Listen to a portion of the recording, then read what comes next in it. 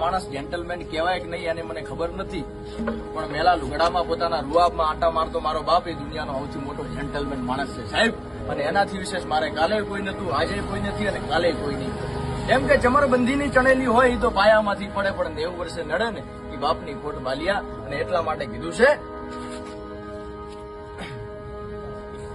એવો ઘેરો રે વડલો ને ઘેરી છાયડી મારો બાપ રે દીધો છાયો છે મારા બાપનો.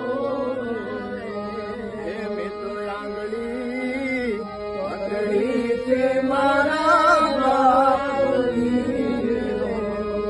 અને પછી ચાલ્યો હું તો ડાબો માગું ચાલ રે, વિછુડો છાયો છે મારા